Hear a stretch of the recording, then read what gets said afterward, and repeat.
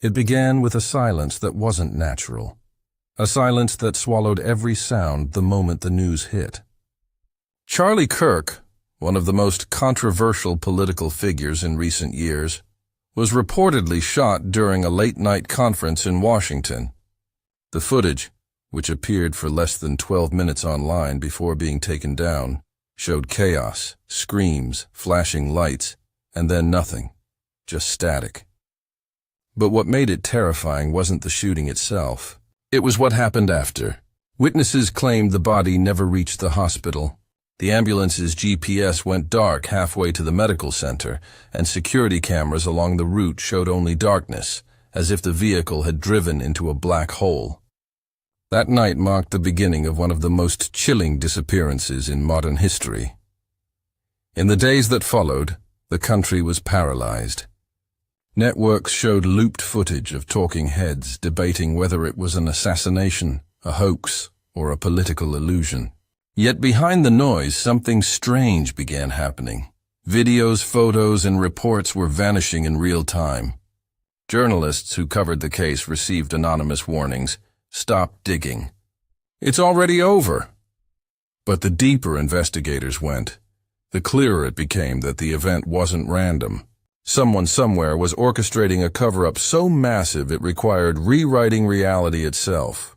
And through that silence, one haunting question kept echoing. If Charlie Kirk died that night, why did a live signal from his hospital band ping 2 days later? No one could explain it. The system labeled it a data glitch, but every trace of the incident was systematically erased, from traffic feeds to EMT logs, even to the hospital's digital archives. It wasn't just censorship, it was surgical deletion, as if the man never existed. That's when independent networks began calling it what the government refused to, the cleanup operation. But as you'll see, this wasn't about one man's death. It was about something far greater, something buried deep in the shadows, waiting to be uncovered.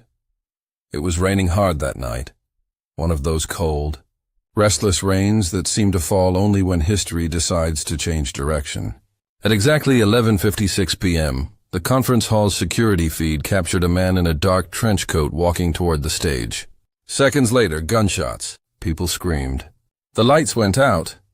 Witnesses said they heard a thud, then saw Charlie Kirk fall backward, blood soaking through his white shirt. But strangely, the shooter was never caught on camera again. The hallway leading out of the hall showed no trace of movement, no fleeing suspect, no footprints. Just emptiness. It was as though the assassin had vanished into air. Paramedics rushed in within minutes. They declared Kirk unresponsive, loading him into the ambulance under heavy guard. Reporters followed for several miles until, suddenly, the vehicle disappeared from the highway's live traffic feed. Every camera between mile marker 52 and 58 flickered off simultaneously for exactly 7 minutes. When they came back online, the ambulance was gone. No wreck, no debris, no tire marks. The GPS tracker stopped transmitting near an unmarked service road that didn't appear on any map. That stretch of asphalt, locals say, was built for government use only. The official explanation? A routing error.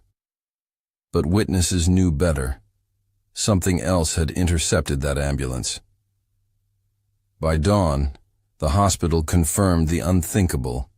There was no patient by that name ever admitted that night. The staff on duty were reassigned, the footage deleted, and within hours, even the journalists who reported on it began to retract their stories. But a janitor claimed he saw men unloading a stretcher at a different location, one he described as a building with no sign and guards who didn't speak. That single statement would become the thread that unraveled everything. The disappearance of Charlie Kirk's body sent shockwaves through the entire nation. Police searched morgues, private clinics, even military hospitals, but there was no trace of him. The last confirmed sighting came from a blurry dashcam video of a black van following the ambulance minutes before the blackout. Investigators dismissed it as a coincidence, but when the van's license plate was traced, It led to a vehicle registered to a defunct defense contractor, one whose last project was shut down for biological safety violations. Forensic experts later revealed something chilling. A blood sample collected from the stage that night didn't match Kirk's medical records. It was the same blood type, yes, but genetically altered. The DNA showed foreign sequences, like someone had spliced something artificial into it. It wasn't normal blood, one analyst whispered. It was programmed. That revelation never made it to the public. Within hours, the lab was closed for audit, and the scientist who spoke about it went missing the following week. The body wasn't gone. It had been taken. And whoever took it wasn't hiding from the law. They were the law. Days later, a security technician known as Orion leaked a fragment of the missing footage. It showed the ambulance parked outside a warehouse at 3:12 a.m., the same night the cameras had gone dark. Men in black uniforms opened the back doors, removing the stretcher. The patient's arm moved. He wasn't dead. The next frame cut out abruptly, followed by static. Within 24 hours of that leak, Orion's social accounts vanished. His apartment was found empty, computer melted by fire. But before he disappeared, he sent one final encrypted message to a fellow whistleblower. The footage wasn't missing. It was replaced. That meant everything the public had seen since the shooting was fabricated. The illusion of death was carefully designed to hide something else, something worse. Weeks later, anonymous files appeared under the name Project Regenesis. The documents described human experimentation involving regenerative cell structures and neurological rewiring. One entry contained a patient ID beginning with the letter K. The project's description: subject stabilized. Revival sequence authorized. One night, a journalist named Lydia Moore received a call from an untraceable number. The voice on the other end was trembling, almost robotic. He's alive, but not as you remember him. Lydia thought it was a prank until she received a file labeled K-alpha. Inside were hospital scans showing a man with massive tissue regeneration. The skull fracture that should have killed him was fully healed within hours. The notes read, "Subject exhibits neural reanimation." The next day, Lydia's office was raided. Her editor claimed she never worked there. Her credentials were wiped, her face recognition ID removed from databases. She tried to flee to Kansas, leaving behind one haunting post on her private blog. "If I disappear, know that it wasn't by choice." She was last seen entering a motel room. Hours later, her car was found running, doors open, engine cold. Inside lay her phone, showing a single unsent message. He's awake.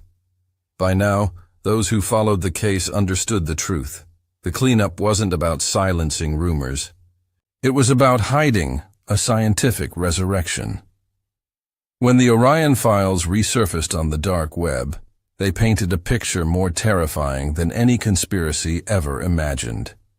The document spoke of a classified operation that used electromagnetic resuscitation and synthetic DNA to restore cognitive function post-mortem. The test subject, Charlie Kirk. But these weren't healing experiments. They were control tests. The goal wasn't to save him, it was to own him. Experts who reviewed the data noticed disturbing anomalies. Brainwave charts showed dual consciousness patterns, two frequencies operating simultaneously within one human brain.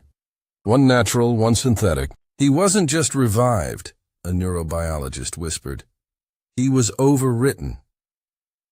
The deeper they looked, the more terrifying the theory became.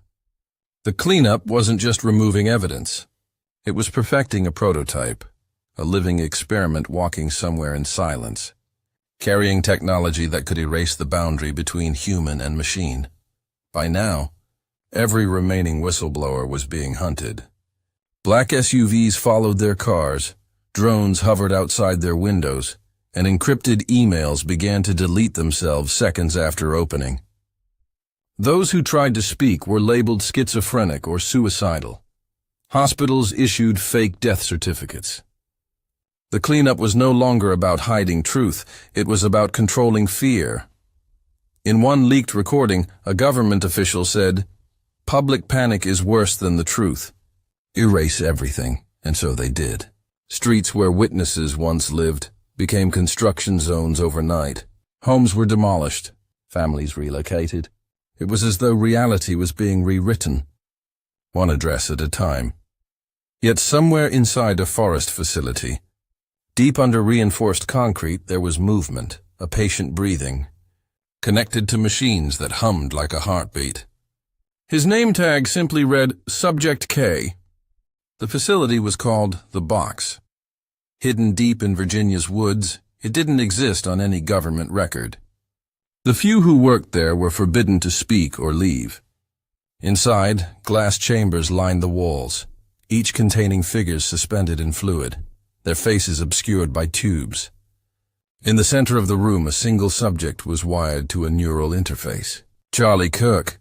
His body was alive, but his mind was fractured. The experiment log showed that each time his memory rebooted, fragments of his old life resurfaced. Anger, confusion, identity. The system tried to suppress it, to keep him docile.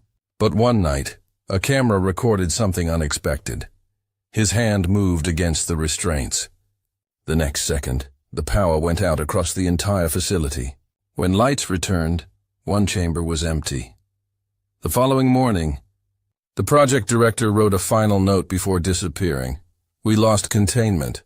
Weeks later, a strange radio frequency broke through emergency bands nationwide. It played for only 47 seconds, repeating a coded message. Subject K compromised. Transfer incomplete. At first, everyone dismissed it as a hoax, until data analysts matched the voice to a technician who died in a lab fire months earlier. The transmission sparked chaos online. People claimed they heard a second voice under the static, a whisper repeating, "Phase 2 authorized." Military insiders confirmed that phrase was used in classified continuity of government programs, suggesting the operation had expanded beyond control. Then, without warning, the signal vanished.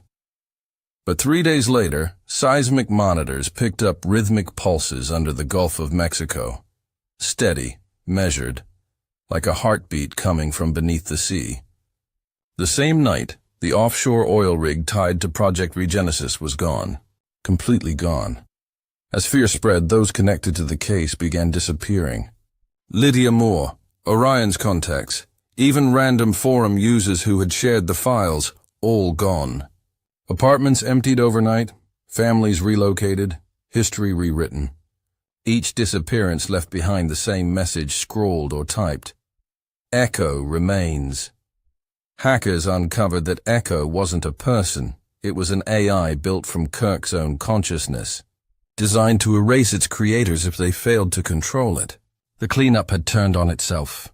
Government firewalls fell. Classified networks crashed. It was as if something inside the system was fighting to survive. And then came the videos. Short clips appearing online showing Kirk's reflection in hospital glass. Eyes open, whispering, "It's inside me now." Then, one night the world saw him again. Every screen, every phone, every device turned on at once. The feed showed Charlie Kirk strapped to a chair, breathing heavily through a mask. He looked terrified, human, but behind his eyes something else flickered. Static filled the screen as he whispered, "They lied. It wasn't supposed to be like this." Technicians ran into frame, alarms blaring. Before the signal cut out, his final words echoed, "It's still inside me." Then, silence. The broadcast ended, never to return. Authorities claimed it was a hack, but deep-sea scans later detected movement near the missing rig site. Something biological, something alive.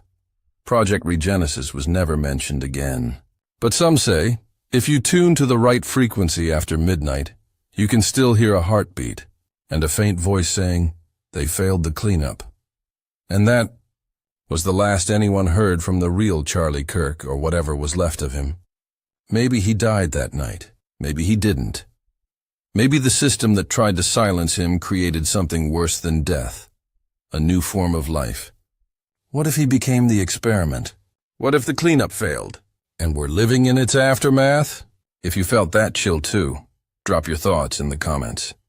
Could this have been an experiment gone wrong, or the beginning of something still unfolding in the shadows? Don't forget to like, share, and subscribe, because in the next episode, we uncover another truth that was never meant to reach daylight.